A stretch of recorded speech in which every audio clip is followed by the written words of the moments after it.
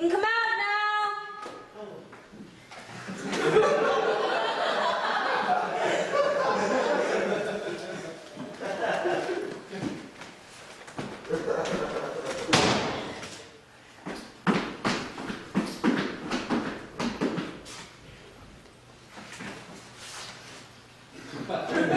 Ladies and gentlemen, the time is... before I begin, I'm required by New York State law to inform you that any possible, probable event of a fire in New York City, that you came in, which is now back around. And if you have anything on your person that beeps or rumbles, please ensure that it doesn't, because they can hear you. Time is 6 o'clock in New York City. The sun has set, darkness all around you. As well as this darkness in your dreary lives, you've decided to attend an evening of the theater. This is no surprise to any of you, you loyal and wealthy ladies and gentlemen. Save for the date, for it is now Tuesday, 5th of January, 1778. The future great metropolis is now simply a large garrison town on the southern tip of Manhattan Island. For over a year, the city has been occupied by the British, or rather the government army. With their arrival comes a sense of peace and safety from the war and strife that has ravaged our city for years, though at a great cost. For with this army's arrival has come a massive fire, which may have been caused by the enemies of this army, Eric Cromwell, Washington, and those tyrants in Philadelphia. To some, myself especially, the Continental Congress already committed a much greater crime. The banning of the theater in 1774. Slightly before 6, you enter the not particularly attractive red brick building, built 9 years ago for the city's last professional theater company. It was named after its location on John Street, but has since been rechristened the Theatre Royal. You bought your ticket several days ago from one of the city's main printing shops, home of James Rivington, the newly returned printer to the King and his Royal Gazette, or the Bible and Crown, home of Hugh Gaines' New York Gazette and Weekly Mercury. If you can afford it, you would have taken a carriage to the theater from home. Though, considering the city's small size, this would be considered quite the extravagance. You arrive at the theater, where you ascend to the boxes or the gallery, where you find that your servant or slave has reserved your seat an hour earlier. How kind of him.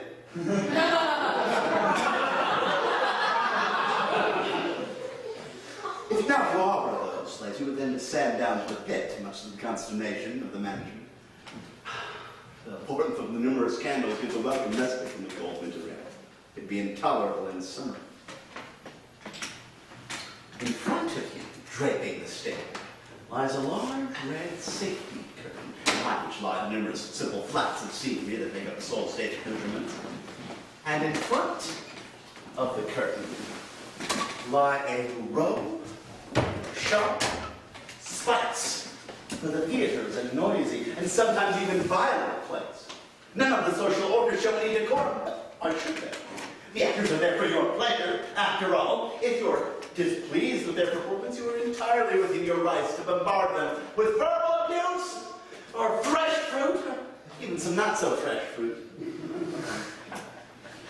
But I wouldn't recommend it with these actors. For these are the officers of the very same army that has made this production possible. One of these men, Captain Gerard Lawrence of the 57th Regiment, steps out from behind the curtain to address you all in the prologue for the season. He stands thusly and proclaims, "Now that poor winter o'er the frozen plain has spread the horrors of a dreary reign, has bade a while the din of battle cease, and mocks these regions the mask of peace. Now the cynic muse exerts her power and claims her portion of this leisure hour. To prop the laugh, the brow of care to smooth, and this sad, sad land has cares enough to soothe. To wake to pity, or with soft control melt into tender sympathy the soul. Voice to discourage, or with bolder aim, rouse to high deeds, and point the way to fame. These acts have been, from the earliest stage, the single point and object of the stage. We have a nobler purpose still in view, a tribute to our fallen comrades due. From us their helpless infant shall be fed, and fainting misery receive its bread. Oh, Britons, and your generous thirst of fame has made you worthy of the name. Those scowling factions intersecting hand at home asperse us, and with envious hand our well-earned laurels tear. The public will bid us not murmur, whatsoe'er we feel. And to those honoured names whose just applause rewards the champions of our country's laws, whose generous breasts feel for each soldier slain, nor suffer blood to shed to flow in vain, whose generous hand allays the widow's grief, and who a starving babe affords relief, to those whose bounty thus our toil repays. Oh, friends, withhold not full mend of praise. From such needs as this did our stage arise. Blessed be the amusement which relief supplies to infant wretchedness, to widowed age, and to the maimed victim of the battle's rage. With you for judges, and such views as these, though with anxious care and view to please, no fears distress us. To secure applause, we'll plead no other merit than our cause.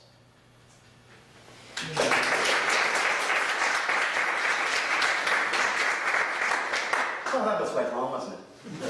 It was the style at the time.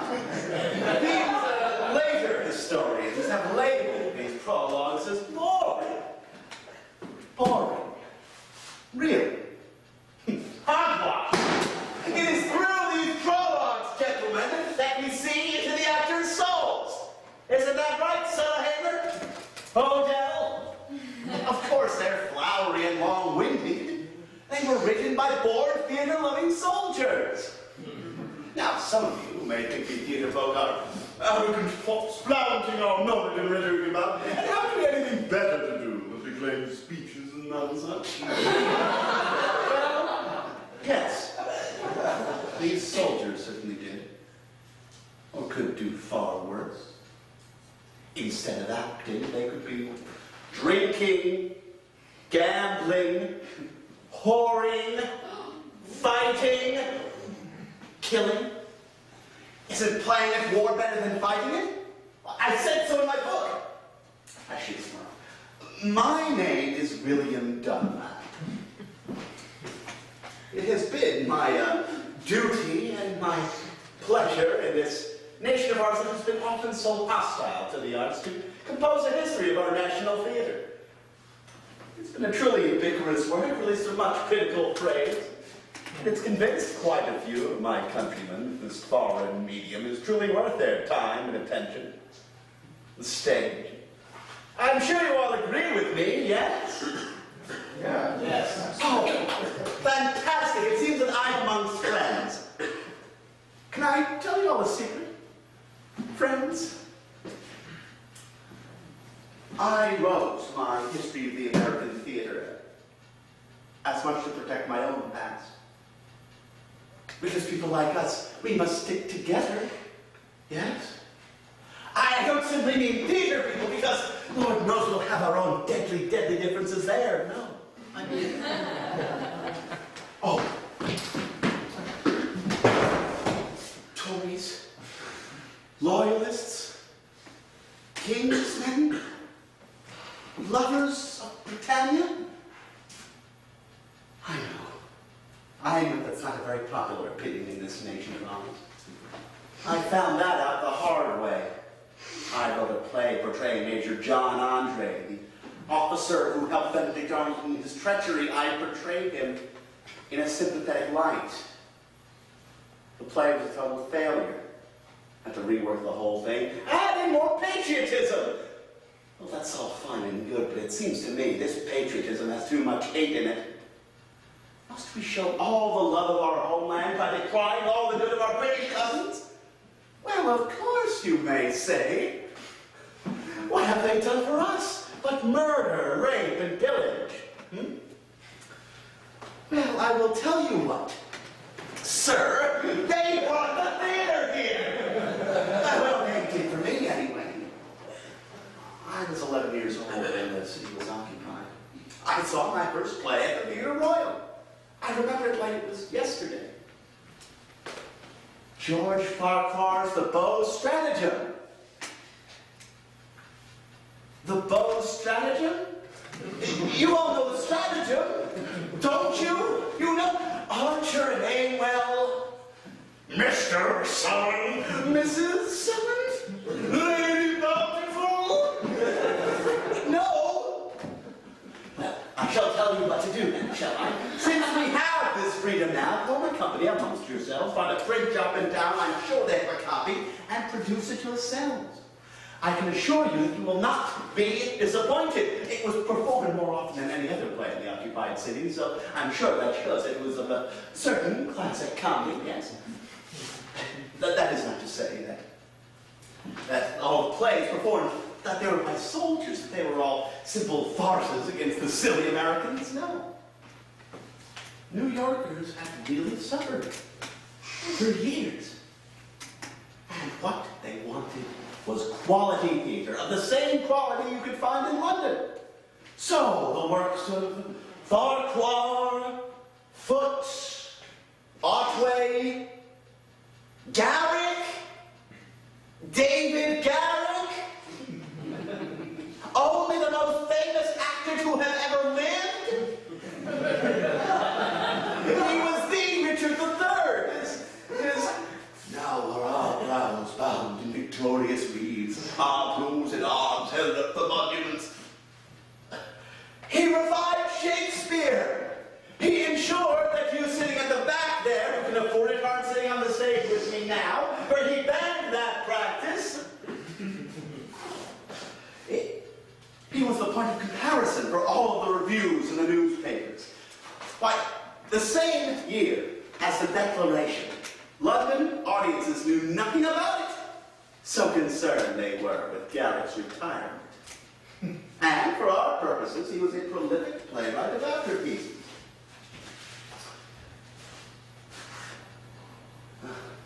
Every evening of the theater would consist of two plays. The main piece of 3 to 5 acts, generally a comedy or a tragedy, and an afterpiece of 1 to 2 acts, and always a comedy. For indeed, after a great tragedy like Richard III or Venice Preserved, you needed to go home late in the evening with a smile on your face. And generally, it was a Garrick afterpiece you saw. 2 of his were most popular. The Lying Valet, a simple domestic comedy of Mr. Sharp in the title role. A completely unscrupulous man willing to stoop to any means to ensure love and money for his master. And Miss in Her Teens, or A Medley of Lovers. You know what a medley of lovers is, don't you, sir?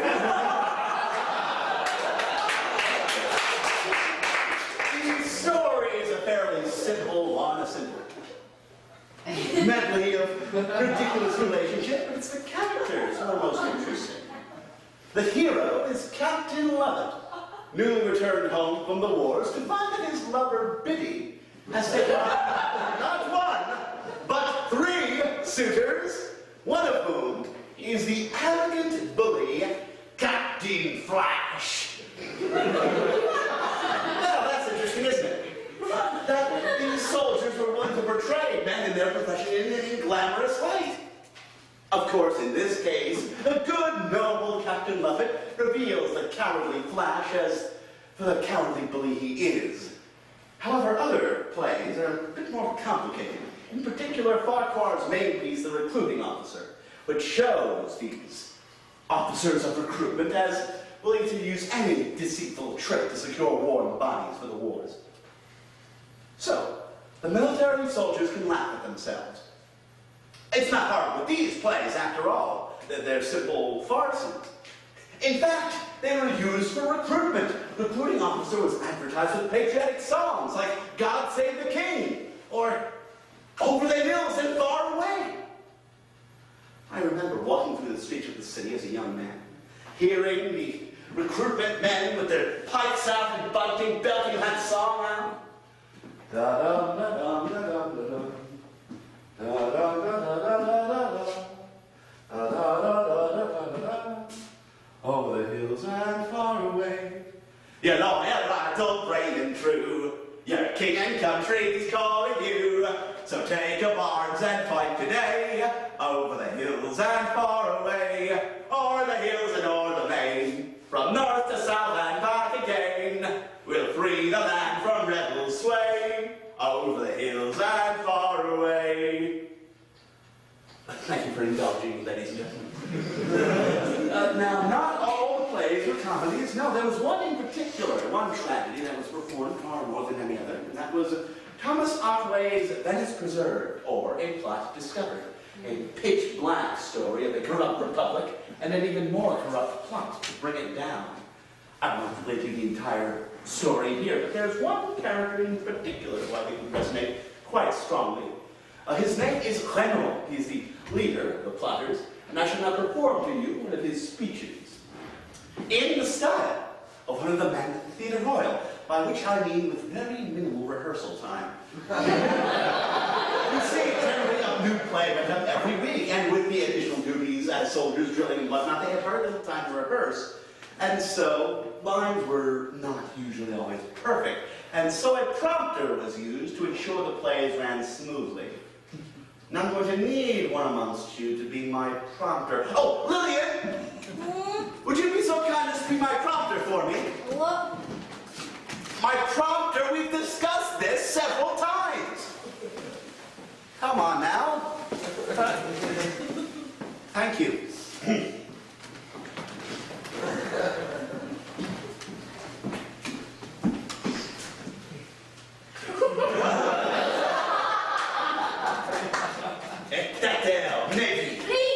It's the same bloody thing, ain't it? État vite, un marine en paix armée, backdrop nobilité, arras communalité, a statue giddy and divided Senat is always trying to Venice. Les destroyer! Lie! Lie! Delchi, yourself! Be sure to plant our cannon and make command district. This done, we'll raise the general alarm and fly petard and force the arsenal gates. Then, fire the city round in several places. All with our cannon, if dare resist, battered to ruin. Line! Let loose the Let loose it! Let loose the numbering ourselves to pay themselves with plunder. Look, their rebels to the best route, whence most of them fell sprung. Enslave their heart, whom smarting has made humble. Turn out their toppling senate, and possess the seat of empire, which our souls were praying for. Thank you, Lillian.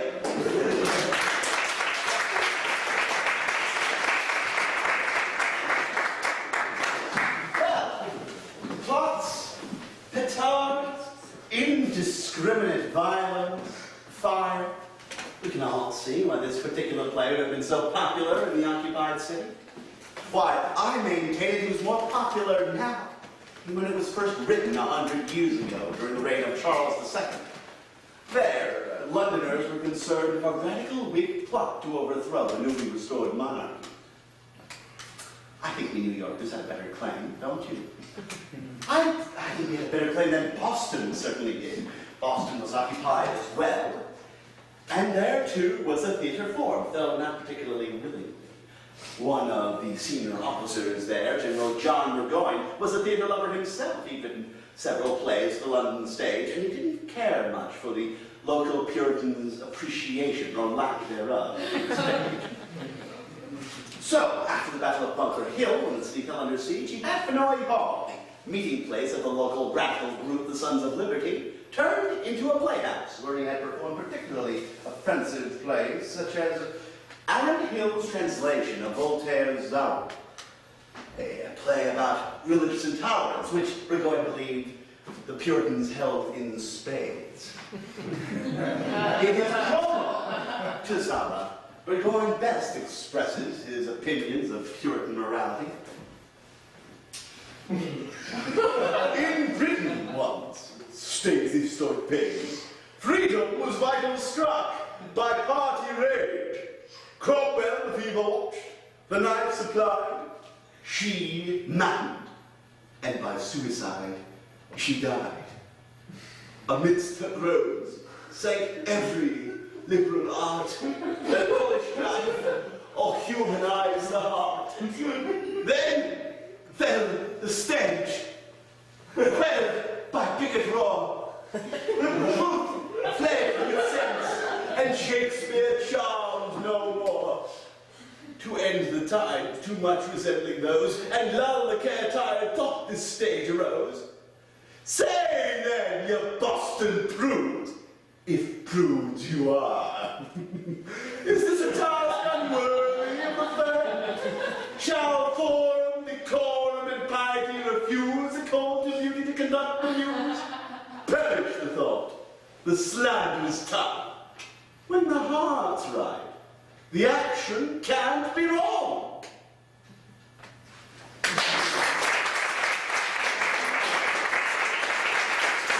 Burgoyne's poisoned pen attacked the Americans again in his specially written farce, The Blockade of Boston. I am very sorry to say that no text of the play survives, except for this song performed at the end. It contains several characters particularly offensive to Boston morality. The Lady Maria, who calls upon the proper Boston woman to couple with their occupiers. The slave Fan, who inspires improper lusts in the slaves throughout the city. And the patriot leader, Doodle, whose stanza I shall sing for you now. You tar lawgivers, yankified prigs, who are tyrants in custom but call yourselves Whigs, in return for the favours you've lavished on me, may I see you all hanged upon Liberty Tree. Meantime take example and cease from attack. You're weak under arms as I'm weak in my back. In war and in love we are like a betrayed, and like in the laughter of Boston blockade, and like in the laughter of Boston blockade.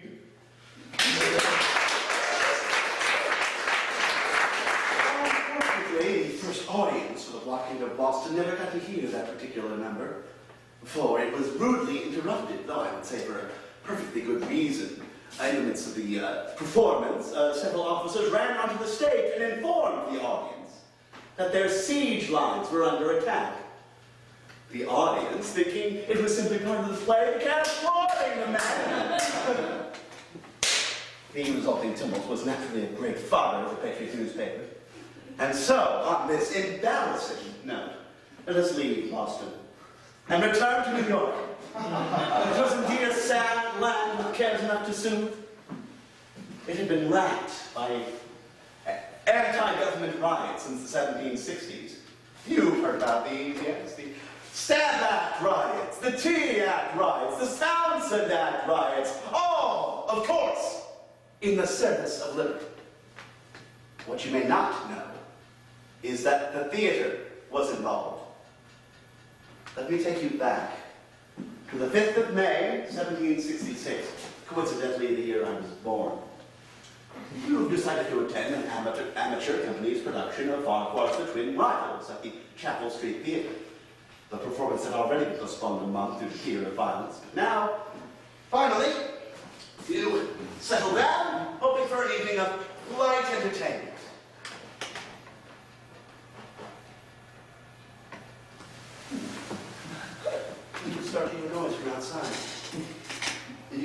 ignore it. Appreciate the play. Please help the crowd gets louder now. You can't ignore it. Let's see, there's a whole mob of them out there. What are we doing? It's all... Break down the doors. What do they want with us? And then a horde of them breaks in, destroying everything they can find. In the end, the Chapel Street Theater is destroyed beyond repair, and a small child was killed. Who were the men who perpetuated this violent act? Why, the Sons of Liberty, protesting the tyrannical Stamp Act. Yet, that very day, a packet had arrived from London saying that Parliament had repealed the Stamp Act. And these actors had advertised their performance with a song in praise of liberty. But did that concern the Sons of Liberty? No. They were far more interested in purging every aspect of Britishness from American life. Well, they had a point. Theater in America was a British institution. The actors weren't from Baltimore or Philadelphia. They were from London, wishing to escape the licensing laws there. So they came to the colonies to build new audiences and markets. In the South, they were largely successful. People had the time and money to invest in the playhouse. But in the North, especially Quaker Philadelphia and Puritan Boston, the town leaders saw it as their Christian duty to ban the theater, which they did at the beginning of the century. New York did so as well, but I would say for more honest reason. The taverns and the alehouses, merchant houses didn't want to compete with the playhouses. And in times of economic distress, it certainly wouldn't look very proper for the poor of the city to be wasting their money on the stage. But the theater had a friend. In that same Hugh Gay, the Bible and Crown. He wrote numerous articles in his paper defending the theater, allowing the companies to advertise themselves within his pages. Remington was there as well, though he was far more interested in promoting his arch-loyalist views. So much so that the Sons of Liberty destroyed his print shop in '73. Things would only get worse later, with the establishment of the Committee of Correspondence. It was they who enforced the theater ban as well as anything else deemed unpatriotic. My father was a shopkeeper at the time. He was affected by these bans. We all were. By creating this many enemies, the committee had to pass new legislation banning loyalists, restricting their movement, even encouraging riots. One of whom was so horrific in '76 that even Washington's army was appalled. It was this level of unrest that caught the attention of Generals Burgoyne, Howe, and Clinton. They were men who could not agree on the color of an orange, but all knew of the importance of New York's central location. And all three of them were theater lovers. Burgoyne, as we have seen, but also Howe and Clinton as patrons. Our histories have portrayed these men as fools of the highest caliber, and certainly they were not geniuses. But their campaigns in New York were largely successful. Well, almost. They were so busy pursuing their beloved theater that Washington was able to escape into the middle of the country. Still, by September, the King's troops were marching through the city. Its fate was to be secured for the next 7 years. But the suffering of its people was far from over. One of Washington's subordinates, General Nathaniel Greene, thought that since the city was indefensible and was 2/3 Tory anyway, it would have been acceptable to burn the city. There has been no evidence linking him to the great fire of September the 21st, but not for want of trying. It was the great conflagration. Destructive. But it could have been contained. Had not all the city's firefighting equipment, the fire engines and bucket handles, all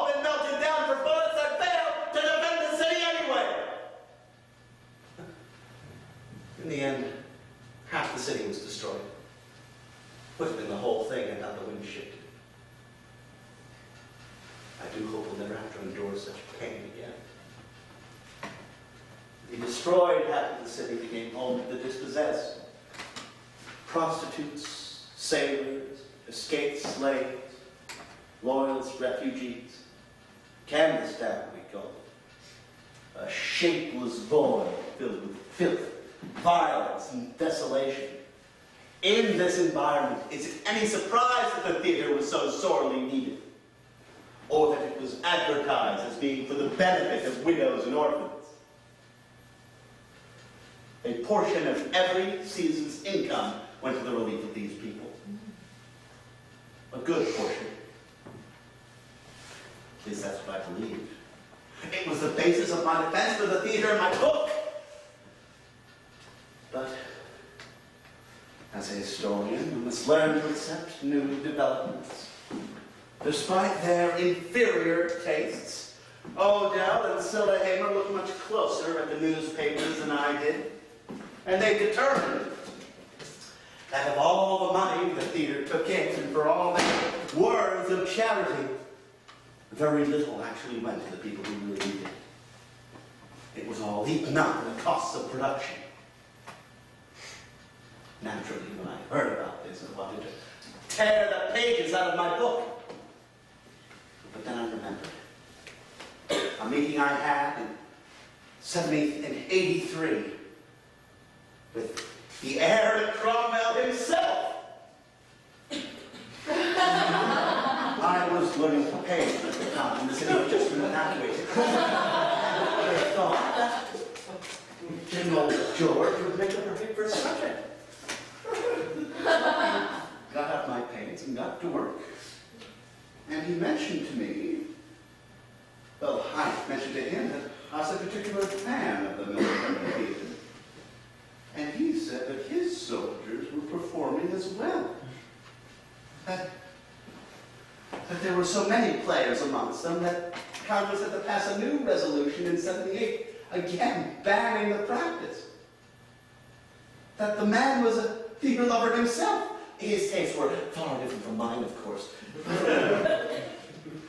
But that this man, who I viewed as an agent of destruction, that we shared this common bond.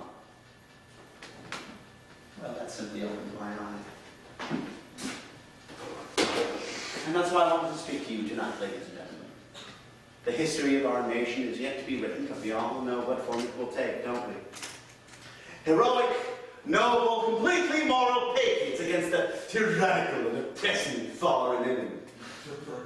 If I had not persuaded you of this view, I've at least presented you with an alternative. Because if King George's army wanted to wipe us all out, they certainly could have. But who would have gained? No, you can't fight a transatlantic civil war by force alone. You need to win the hearts and minds of the people.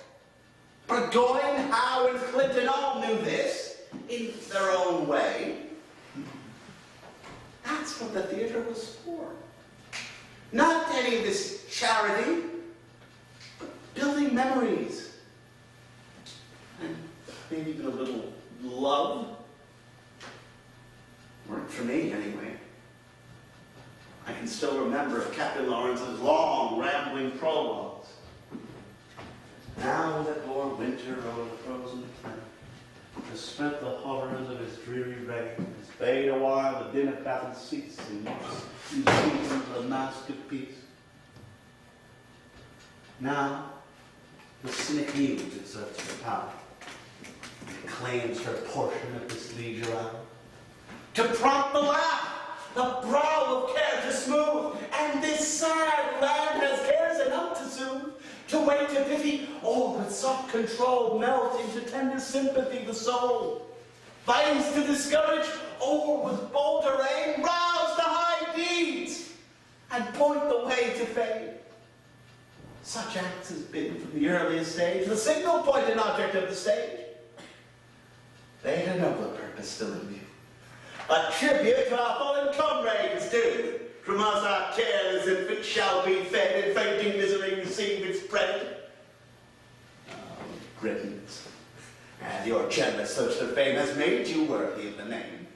Though scantling factions intercepted band and home aspersing, and with envious hand your well-earned laurels tear, the public will bid you not murmur whatsoever you feel. And two re-honored names whose just applause rewarded the champions of their country's laws, whose generous breasts felt for each soldier slain, nor suffered blood to shed to flow in vain, whose generous hands allayed the widow's grief, and to her starving babes afforded relief. To we whose bounty thus their toil repaid, we withheld not from men praise. From such needs as this did the stage arise. Blessed be the amusement which relief could have supplied to the wretchedness of widowed age and the maimed victim of the battling rage. With us for judges, and such views as these, though with anxious care and view to please, no fears distress us. To secure applause, I'll plead no of the merits, then my cause.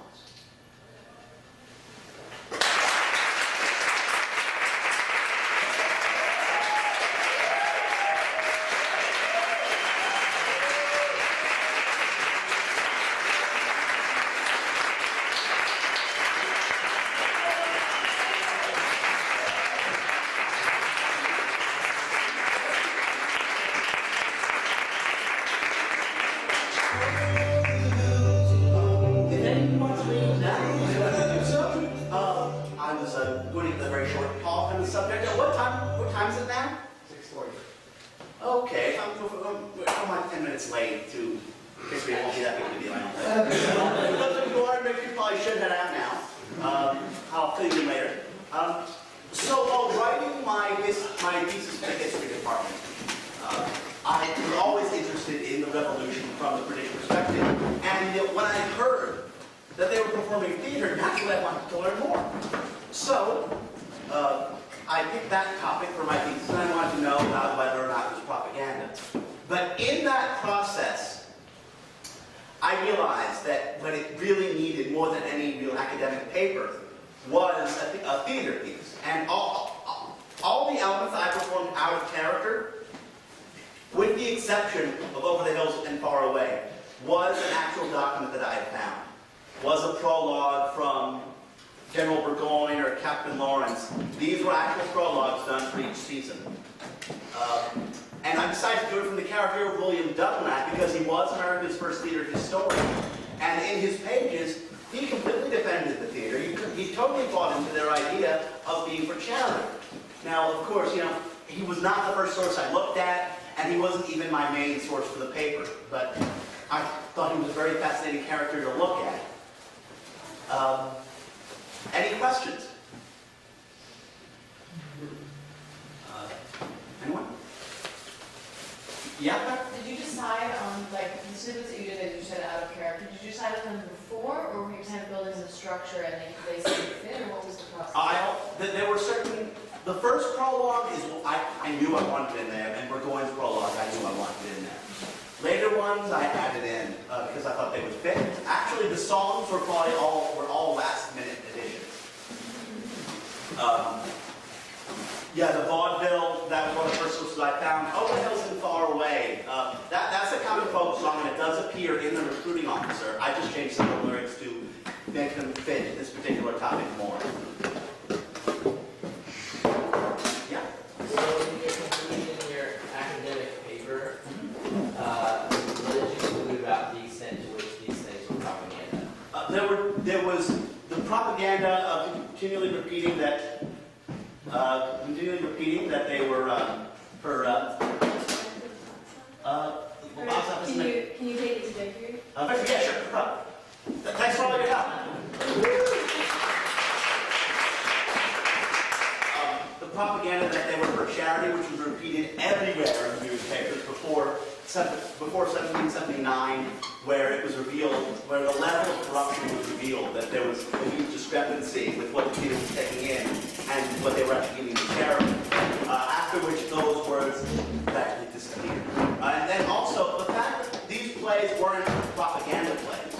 They were, like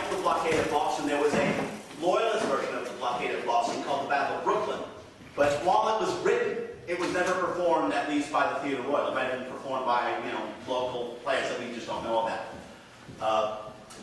They were generally unsuccessful in either case, but the theater still made more money every season they performed. So, the fun thing is about Selehamer, he actually probably best conveys the sense of what was going on. He said, yeah, Boston was pure propaganda. Initially, New York was kind of for charity, but then it became a pure business, and that's what it eventually evolved into. Yeah, Kim? How did you build the character? I mean, what were your choices specific to it?